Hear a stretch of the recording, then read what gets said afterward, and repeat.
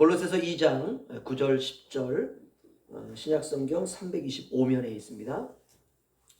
우리 함께 한 목소리 읽도록 하겠습니다. 시작. 그 안에는 신성의 모든 충만이 육체로 거하시고 너희도 그 안에서 충만하여졌으니 그는 모든 통치자와 권세의 머리시라. 아멘. 씨를 뿌리면 그 씨가 자기보다 20만 배나 누르고 있는 흙을 뚫고 나와야 됩니다. 대단하죠. 생명은 대단한 겁니다. 배추씨, 무씨, 상추씨는 또 얼마나 조그맣니까, 그렇죠? 그 씨를 그 땅에 심으면 그냥 나오는 게 아니에요. 그거 자기보다도 20만 배나 그 큰 힘, 그 힘을 얘가 뚫고 나오는 거예요. 따라서 하시죠. 생명은 위대하다. 생명은 위대한 겁니다. 그래서 여러분 밭에 씨 뿌린 다음에 얘가 올라오면 쓰다듬어 주세요. 야, 네가 그 엄청난 힘을 네가 뚫고 나왔구나. 그래서 하나님이 창조하신 생명은 그런 놀라운 능력이 있는 것입니다. 그래서 씨를 뿌리면 처음에는 싹이 나오고, 그 다음에는 이삭이고, 그 다음에는 충실한 알곡, 곡식이고, 그 다음에는 추수입니다. 뿌려진 씨는 자란다는 거죠. 성장합니다. 성숙하고 완숙하게 변화되어져 가고 익어져가는 변화를 하게 됩니다. 모든 생명체가 그렇습니다. 동물도 그러하고요. 식물도 그러하고, 우리가 눈에 보이지 않는 현미경으로 들여다보는 세계를 우리가 미시의 세계다. 그리고 우리가 우주에 있는, 우주도요 잘 안 보입니다. 그렇죠? 별 몇 개 보이지 그 별 너머에 있는 것들은 보이지 않습니다. 이런 건 우리가 거시의 세계라 그래요. 너무 조그만 해도 안 보이고 너무 커도 안 보여요. 이게 하나님이 우리의 인생에 심어놓은 진리입니다. 소리도 그렇습니다. 너무 작은 소리도 안 들려요. 너무 큰 소리도 안 들립니다. 우리가 들을 수 있는 데시벨이 있습니다. 이렇게 우리의 눈에 보이지 않는 미시의 세계도 들여다보면은 그 속에 자그마한 생물들이, 그 속에 삶이 있고 성장이 있고 쇠퇴가 있고 죽음이 있습니다. 모든 생명체가 이렇게 그 과정을 반복하는데요. 한 사람이 어머니의 태에서 10개월을 있다가 태어나는 것도 여러분 그거 쉬운 게 아닙니다. 그저 뭐 병원에 갔더니 뭐 임신 2개월입니다 해가지고 뭐 애기 뱄네, 뭐 조금 있으면 태어나겠네, 그게 아니에요. 애를 10달 동안 가지고 있는다는 게 얼마나 힘들고 어려운지 모릅니다. 그러나 이 아이가 세상에 딱 태어났을 때 배는 홀쭉해지잖아요. 그렇죠? 아, 이제 다 됐구나. 여러분 다 됐나요? 그렇지 않습니다. 아이가 태어나서 성장해 가는 건 역시 어렵습니다. 성장하는데 일평생이 걸립니다. 이제 부모가 자식을 키우고 자식이 성인이 되어도 부모가 돌아간 다음에 자식들이 고백하는 게 그거 아닙니까? 야, 내가 이제 철이 좀 들었나 보다. 죽을 때까지 철이 안 드는 것이에요. 이렇게 성장이 어렵다는 것입니다. 낳는 것도 힘들지만 자라는 것도 역시 힘이 들다는 것입니다. 이것을 제가 성장통이다 이렇게 말씀을 드렸어요. 여러분, 성장통은 육체의 성장통도 있고요, 마음의 성장통도 있습니다. 늘 부모에게 인정을 받고 칭찬을 받던 아이가 어느 날 이제 초등학교에 입학할 때가 되어가지고 이제 학교에 가서 아이들과 이렇게 지낼 때 얼마나 많은 상처를 받고 아이가 자라는지 몰라요. 늘 칭찬받던 아이가 다른 아이들에게 뭐 욕도 뭐 당하고요. 그리고 뭐 선생님이 칭찬해 주는 것도 아니고 때로는 막 혼내기도 하고, 마음의 성장통이죠. 이거 잘 이겨내야 돼요. 여러분, 생각의 성장통도 있습니다. 내 생각이 옳다고 생각했지만 어느 날 다른 사람들과의 관계에서 내 생각이 좀 문제가 있구나. 이 성장통이죠. 아픔이죠. 우리의 감정에도 성장통이 있습니다. 여러분, 우리가 행동하는 의지에도 성장통이 있습니다. 이렇게 육체와 마음과 생각과 감정과 우리의 자유로운 의지, 행동에도 우리가 성장통이 있다면 당연히 예수 그리스도를 믿고 우리 안에 창조된 우리의 영도요, 성장통이 있다는 것입니다. 이렇게 모든 것은 잘하는 것이 쉽지가 않습니다. 그래서 우리가 알게 되는 것 딱 하나가 있어요. 한번 따라서 하시죠. 소중한 것은 다 힘이 들다. 다 힘이 든다. 이거 하나 아는 것이. 소중한 건 다 힘들어요. 그러니까 여러분, 아이들 키우면서 힘들 때 우리가 꼭 기억해야 됩니다. 소중한 아이구나. 그렇잖아요. 소중한 건 힘드니까 소중한 아이구나. 얘가 아주 귀중한 아이구나. 얘가 아주 귀중한 존귀한 그런 아이구나. 보배로운 아이구나. 남편과 아내 살아가다가도 남편이 때로 막 힘들게 하면 힘든 건 소중하다 했으니까 소중한 남편이구나. 귀중한 남편이구나. 존귀한 남편이구나. 보배로운 남편이구나. 또 아내가 때로는 막 힘들게 할 때 남편이 오늘 진작 헤어졌어야 되는 건데 이렇게 생각하면 안 되고 아 맞아 힘든 거일수록 소중하다 그랬지. 소중한 아내구나. 존귀한 아내구나. 오늘 사모님 은혜 엄청 받으시네요. 보배로운 아내구나. 그래야 돼요. 그런데 어떻습니까? 첫째 이제 겨우 키워놔가지고 이제 둘째 딱 계획을 해서 딱 낳으려고 했는데 첫째가 좀 힘들었는데 그래 소중한 아이라 그랬지. 그래 둘째 감사함을 하나님 주시면 받자. 둘째를 딱 가졌어요. 둘째를 딱 낳는데 이야 이 둘째가 인물이 나온 거예요. 너무 힘든 거예요. 그래서 때로는 키우다가 막 후회가 되는 거예요. 내가 그때 왜 이런 마음이 드는 거예요. 너무 힘들어요. 첫째보다 더 힘들어요. 그러면 소중한 건 힘들다 그랬으니까 더 힘든 거는 더 소중한 거예요. 그렇죠? 그러니까 너무 힘든 그 둘째를 향해서 더 소중한 아이구나. 더 존귀한 아이구나. 더 귀중한 아이구나. 더 보배로운 아이구나. 우리가 부부가 살다 나이 들면 한쪽이 치매 걸리면 이거 죽을 것 아닙니까? 그렇죠? 이거 내다 버려야 되는지 뭐 해야 되는지 별 생각 다 할 거 아니에요. 그렇죠? 요양원 갖다 맡겨야 되는지. 그래서 살 때도 힘들었지만 이게 더 힘든 거예요. 그럴 땐 더 소중한 아내구나. 더 소중한 더 귀중한 아내구나. 그래야 됩니다. 이렇게 생각하는 사람이 성숙한 사람이에요. 이렇게 생각하는 사람. 여러분 귀한 것에는 지름길이 없습니다. 소중한 것일수록 쉬운 길이 없어요. 여러분 이런 말이 있습니다. 아이들 공부할 때 굉장히 힘듭니다. 그런데 정말 공부를 잘하는 공부의 신이라는 사람들은 늘 텔레비전에 나와서 이런 말을 합니다. 공부에는 왕도가 없다 말이에요. 왕도라고 하면 왕이가 아니라 직선으로 뚫린 길 아닙니까? 그런 거 없다는 거죠. 공부는 내 것이 될 때까지 반복하는 겁니다. 무한 반복, 외워질 때까지, 이해될 때까지 계속 반복하는 거예요. 근데 아이들 그거 되게 싫어하거든요. 아이들 키우는데 지름길이 있을까? 없습니다. 성도들을 양육하고 목회하고 하는데 지름길이 있을까? 없습니다. 없어요. 때로는 힘들 때 그런 생각도 해요. 그냥 성도 그냥 뻥튀기 기계 속에 집어넣어가지고 그냥 돌려가지고 뻥 튀기면 얼마나 커져요. 그렇죠? 그랬으면 좋겠다. 그 속에 넣으면 죽지요 다. 그래서 그럴 수도 없어요. 방법은 견뎌야 돼요. 인내해야 돼요. 기다려주고 부축해줘야 되고.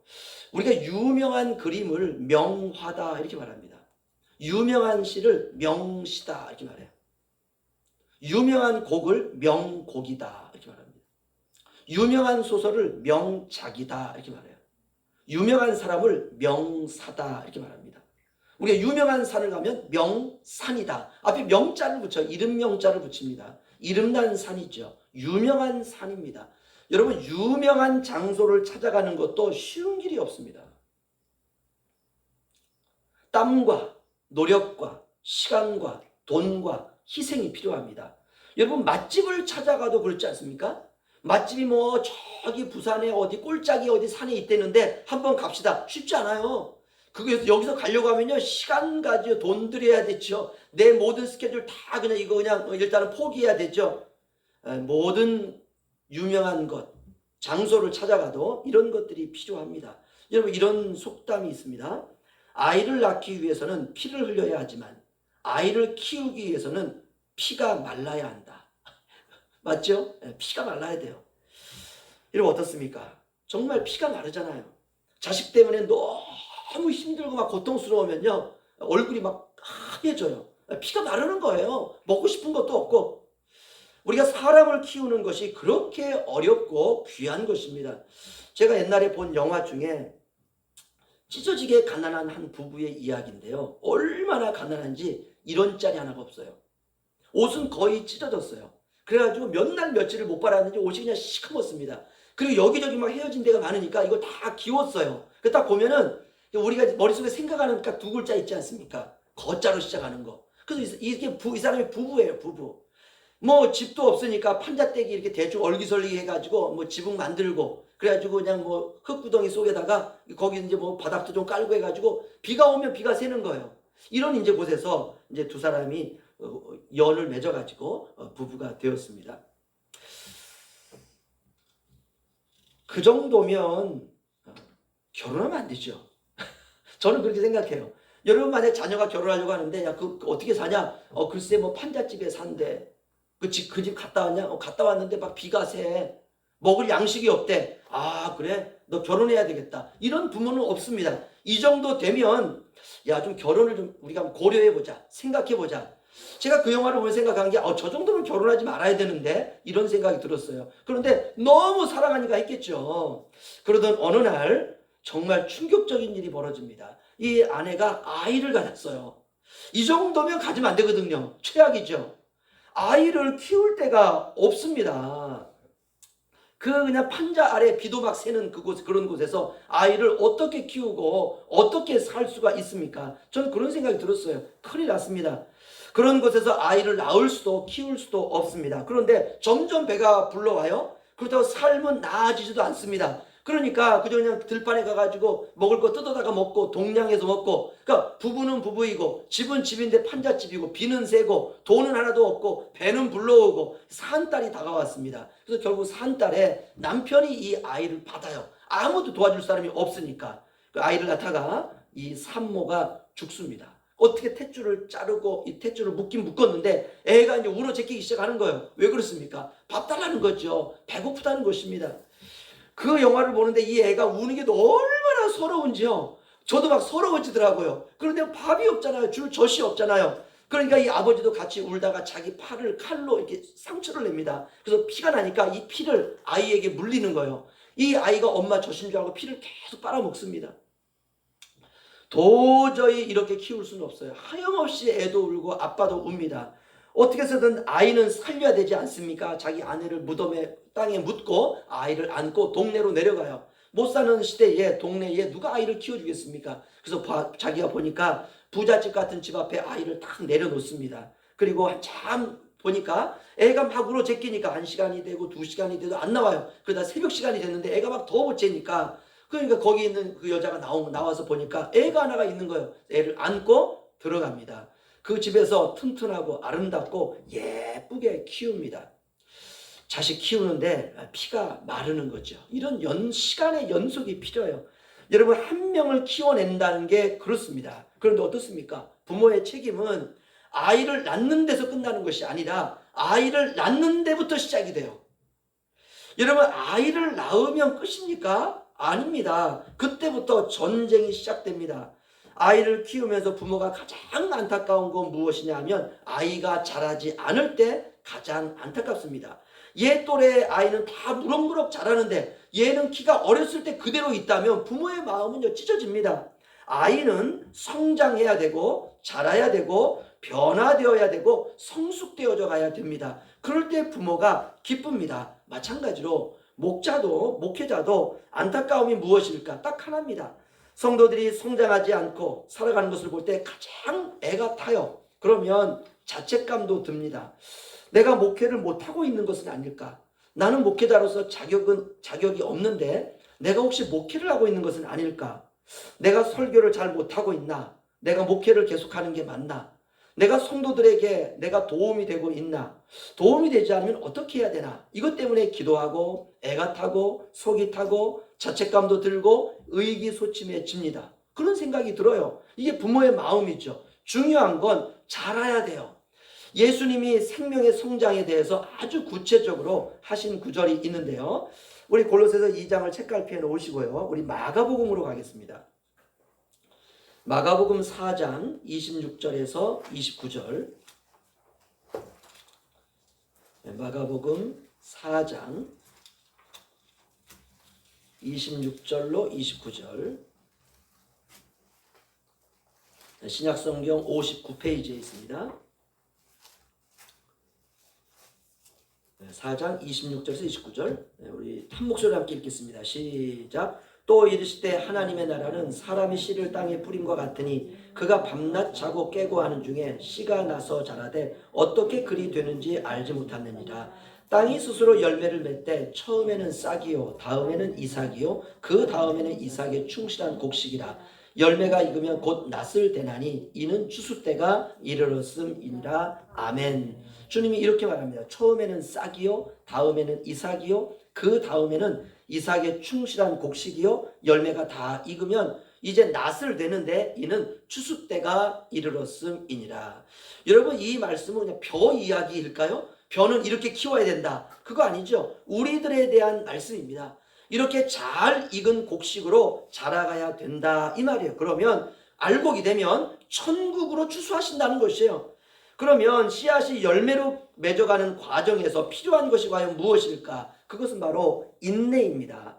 여러분, 우리가 다른 사람들에 대해서도 잘 참아야 되지만 자기 자신에 대해서도 잘 참아야 됩니다.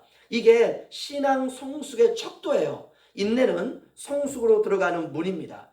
모든 것에 잘 참고 인내할 줄 아는 신자들이 되어야 될 줄로 믿습니다. 또한 변화와 성숙을 위해서는 오직 예수님을 기초로 우리의 인생을 세워야 됩니다. 고린도전서 3장 10절 11절을 제가 읽어드리면요, 내게 주신 하나님의 은혜를 따라 내가 지혜로운 건축자와 같이 터를 닦아두매 다른 이가 그 위에 세우나 그러나 각각 어떻게 그 위에 세울까 조심할지니라. 이 닦아둔 것 외에 능히 다른 터를 닦아둘 자가 없으니 이 터는 곧 예수 그리스도라. 아멘. 예수님이라고 하는 기초 위에 인생을 세우라 이 말씀이죠. 건물이 고층 건물일수록 기초가 깊다는 것 아십니까? 나무도 그렇습니다. 나무가 올라가려면 뿌리가 깊이 내려가야 돼요. 나무의 크기만큼 뿌리를 내린다라고 식물학자들은 말하고 있습니다. 신앙생활도 마찬가지입니다. 뿌리가 든든한 사람이 실현해도 든든할 수 있습니다. 제가 설교를 이제 마치면서 중요한 것 하나를 말씀드리도록 하겠습니다. 이제까지 20번의 설교를 했는데요, 이 설교의 핵심이 될 만한 말씀입니다. 변화와 성숙의 최종 단계는 무엇이냐? 다른 사람들을 위한 삶으로 우리의 인생의 방향을 전환하는 것입니다. 나를 위한 삶이 아니라 다른 이들을 위한 삶입니다. 이것이 바로 변화와 성숙의 목적입니다. 골로새서 2장 9절 10절로 다시 돌아오셔서요. 골로새서 2장 9절 10절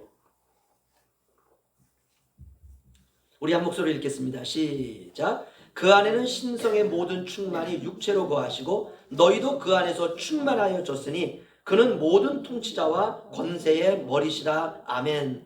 오늘 바울 사도는 골로새 교인들에게 이렇게 말합니다. 이제 우리도 주님처럼 신성의 모든 충만으로 충만해졌다라고 말해요. 여러분, 저와 여러분 안에 신성의 모든 충만이 우리 안에 거하시는 줄로 믿습니다. 여러분, 우리는 십자가와 부활의 가장 중요한 진리를 복음이라고 다 알고 있습니다. 복음의 진수가 무엇이냐 하면 하나님의 은혜입니다. 그렇다면 이제 내 안에 충만한 은혜를 다른 이들에게 전하는 삶을 살아야 된다는 것입니다. 그런데 사람들은 이런 생각을 합니다. 나에게는 나누어질 충만함이 없다라고 생각해요. 나누어질 하나님의 은혜가 그렇게 풍족하지 않다라고 생각합니다. 그래서 자신에게만 집중을 해요. 나 하나 유지하기도 힘든데, 나 하나 살아가기도 버거운데, 겨우 나 하나 살아갈 수밖에 없는 은혜밖에 없는데, 겨우 나 하나 유지할 수밖에 없는 사랑이 밖에 없는데 이렇게 여깁니다. 그런데 복음의 비밀은 따로 있습니다. 사랑은 나누어질 때 커져요. 은혜는 나눌 때 커집니다. 믿음도 나눌 때 커집니다. 위로도 나눌 때 커져요. 축복도 나눌 때 커져요. 기쁨도 나눌 때 커집니다. 제가 주일학교 그 교사였을 때 아이들에게 첫 번째 이런 설교를 했었습니다. 예수님, 제가 성경을 읽다 보니까 제일 중요한 게 사랑이더라고요. 우리 아이들에게 그런 설교를 했어요. 얘들아, 사랑은 나눌 때 커진단다. 내가 요만한 사랑이 있었는데 내가 사랑을 이렇게 주면은 요 사랑이 이만해지는 거야. 사랑을 내가 성취하기 위해서 가지면 사랑은 좁아들지만 사랑을 주면은 요만한 사랑이 요만큼 될 것 같은데 이만한 사랑이 이만큼 되는 거야. 제가 이걸 첫 번째 설교를 했습니다. 꽤 오래전에. 여러분, 그렇습니다. 우리는 나 하나 살기도 너무 힘들고 어려운데 내가 무슨 나눌 게 있을까 이렇게 생각해요. 그러나 그렇지 않습니다. 내가 가지는 사랑을 나누면 이 사랑이 커져요. 이만한 사랑이 또 나누면 또 커져요. 또 나누면 더 커져요. 은혜도 그렇고 믿음도 그렇고 위로도 그렇고 용서도 그렇고 긍휼도 그렇고 축복도 그렇고 기쁨도 그렇습니다. 나누면 커져요. 그래서 찬양 가운데 이런 찬양이 있어요. 사랑은 참으로 버리는 것. 버린다는 건 나눈다는 거거든요. 나눌 때 잊어버려야 돼요. 내가 이만큼 주었는데 이거 잊어버려야 됩니다. 하나님이 주신 것은 모두가 다 동일한 원리입니다. 기독교는 희생을 통해서 부활하는 종교입니다. 나눔이고 주는 것입니다. 이기주의적인 생각을 바꾸어서 이제 이타주의적인 인생을 살아가야 된다라는 그 말입니다. 하나님께서 이미 예수 그리스도 안에 신성의 충만을 육체로 거하시게 하셨는데 이제 그 신성의 충만을 저와 여러분에게 주셨다는 것이에요. 하나님께서는 이미 풍성한 은혜를 우리에게 주셨고 우리는 이제 그분의 풍성함이 우리 안에는 그 풍성함이 가득하다는 것입니다. 작은 배 한 척이 바다에서 몇 시간 동안 강풍에 시달리고 있습니다. 언제나 바람이 잦아들까? 이렇게 풍랑은 그칠까? 사람들은 생각해요. 선장은 열심히 배를 가려고 하지만 배가 움직이질 않습니다. 가면 가려고 할수록 풍랑 때문에 배가 더 위험해집니다. 승객들도 그냥 더 위험한 가운데 있습니다. 드디어 바람이 잦아지고 바다는 고요해지고 배는 이렇게 그냥 어딘지 모르게 계속 흘러가게 되었습니다. 엔진은 고장난 채로 며칠이고 표류하게 되었습니다. 배 안에는 마실 물이 바닥이 났고 승객들도 목이 말라서 죽어가고 있습니다. 그때 수평선 저 너머에서 멀리서 큰 배가 천천히 다가오는 것이에요. 큰 배가 이제 바짝 배 갖다 붙였습니다. 그러자 승객들은 이미 그냥 입술이 다 갈라져 가지고 말을 할 수도 없어요. 그래서 겨우 손짓으로 승객들이 이렇게 말을 합니다. 물 좀 주세요. 이렇게 말을 하기 시작해요. 더 이상 말할 수가 없어요. 입이 막 찢어져가 피가 막 절절절 흐르고 있습니다. 그러자 물을 달라고 하는 그 작은 배 안에 있는 사람들에게 큰 배에 있는 높은 사람들이 이렇게 와서 이렇게 말합니다. 배 밖으로 물동이를 내리세요. 여기는 바다가 아니라 아마존 강입니다. 여러분, 승객들은 배가 바다에서 강으로 거슬러 올라간 걸 몰랐습니다. 생수를 옆에 두고도 어마어마한 물을 옆에 두고도 모두가 다 목말라 죽을 뻔했다는 것입니다. 하나님은 충만하신 분이세요. 은혜와 사랑과 진리와 능력과 말씀과 생명이 충만한 분이십니다. 그런데 우리가 이미 예수 그리스도 안에서 신성의 모든 충만이 은혜로 우리에게 거하는 은혜를 충만히 받은 사람들이 되었다는 것입니다. 저와 여러분 안에 충만이 있어요. 충만의 근원이 있습니다. 문제는 우리가 그 충만의 은혜를 알지 못하기 때문에 누리지 못한다는 것입니다. 우리에게 더 큰 은혜가 필요한 것이 아니라 하나님이 이미 우리에게 주신 은혜를 깨닫는 것이 중요합니다. 그리고 그 은혜를 우리의 삶에 적용하고 매일의 삶 속에서 우리가 누리며 살아가는 것이 중요합니다. 우리가 경계해야 되는 것 가운데 하나가 뭐냐면 결핍의식입니다. 내가 없다는 의식이에요. 결핍의식은 우리를 가난하게 만듭니다. 우리를 환경적으로 빈곤하게 만들 뿐만이 아니라 영적으로도 빈곤하게 만듭니다. 그래서 골로새 교인들을 향해서 바울이 이렇게 말합니다. 아버지께서는 모든 충만으로 예수 안에 거하게 하시고, 여러분, 예수 안에 모든 충만이 있습니다. 우리는 그 충만한 은혜를 받아 누리면 됩니다. 믿음으로 취하면 돼요. 들고 먹으면 됩니다. 골로새 2장 9절 10절 우리 다 함께 다시 한번 읽겠습니다. 시작. 그 안에는 신성의 모든 충만이 육체로 거하시고 너희도 그 안에서 충만하여졌으니 그는 모든 통치자와 권세의 머리시라. 아멘. 얼마나 놀라운 인생입니까? 아버지의 풍성이 우리의 풍성이라는 것이에요. 아버지의 충만이 우리의 충만이라는 것입니다. 예수 그리스도의 풍성하심이 우리의 풍성입니다. 우리는 가난과 결핍의식으로 살아갈 필요가 없습니다. 이 세상에만 눈을 고정시키면 항상 결핍의식으로 살아갈 수밖에 없습니다. 우리의 모든 관심은 아버지의 충만이어야 됩니다. 아버지 안에 내가 거하고 예수 안에 거하고, 그래서 우리의 눈을 세상에서 주님에게로 옮기는 것입니다. 때때로 앞의 이야기처럼 엄청난 강물이라고 하는 부유함을 옆에 두고도 우리가 영적으로 가난하게 살 수 있다는 것입니다. 우리는 성경을 통해서 예수 그리스도에 대해서 배워야 됩니다. 예수님의 이름으로 하나님께 구해서 받아 누리는 것입니다.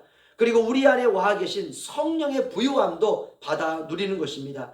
우리 안에 성령님이 이미 와 계신다라고 하는 의미 중에서 가장 중요한 의미가 바로 무엇이냐 하면 하나님의 나라가 우리 안에 임했다는 것입니다. 저와 여러분은 이미 하나님 나라의 상속자가 되었습니다. 로마서 8장에 이렇게 말합니다. 성령이 친히 우리의 영과 더불어 우리가 하나님의 자녀인 것을 증언하시나니 자녀이면 또한 상속자 곧 하나님의 상속자요 예수 그리스도와 함께한 상속자니 우리가 그와 함께 영광을 받기 위하여 고난도 함께 받아야 할 것이니라 생각하건대 현재의 고난은 장차 우리에게 나타날 영광과 좋게 비교할 수 없도다. 아멘. 우리가 하나님 나라의 상속자다라고 말하고 있습니다. 이것이 바로 우리의 신분이고 우리의 가치이고 우리의 영광입니다. 그렇다면 이제 우리가 영광을 받기 위하여 고난도 받아야 된다라고 말하고 있습니다. 사실 우리는 영광은 좋지만 고난은 싫어하는 경향이 있습니다. 그러나 변화와 성장을 거듭하기 위해서는 이제 우리도 고난도 기쁨으로 감당하는 생활을 해야 되는 것입니다. 모든 생활을 주님의 마음으로 헤아리시고 주님의 눈으로 보아야 됩니다. 사소하고 작은 것에 맘상하는 신앙생활이 아니라 넓어진 신앙생활을 해야 돼요. 기독교 신앙이 좁은 문과 좁은 길을 통과해가는 삶이지만 목표를 잃지 마시고 변화와 성숙에 관심을 가지고 살아가야 됩니다. 이제 결론을 내리겠습니다. 변화와 성숙을 나에게 적용해야 된다라고 설교를 시작했지만 이제 설교를 마치면서 이제는 나를 넘어서 다른 이들과 세상으로 우리의 변화가 나타나야 된다는 것입니다. 그런 바다와 같은 넓은 사랑과 넓은 마음으로 오늘부터 하루하루를 기적의 삶으로 살아내시는 저와 여러분이 되시기를 주님의 이름으로 축원합니다. 기도합니다.